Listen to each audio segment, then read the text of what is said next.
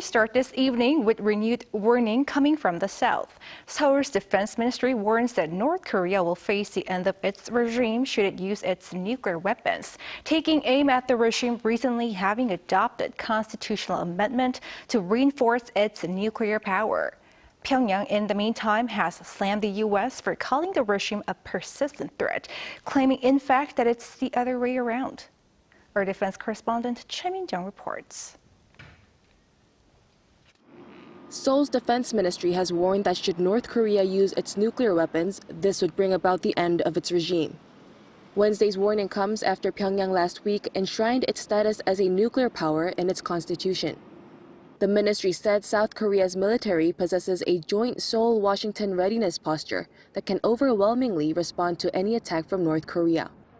It added such threats to peace and stability will further isolate North Korea from the international community and worsen the suffering of its people. Pyongyang's constitutional amendment stated its ambition to advance its nuclear capabilities, reinforcing that denuclearization is not up for discussion. In fact, North Korean leader Kim Jong-un vowed to accelerate nuclear weapons production to deter, quote, U.S. provocations.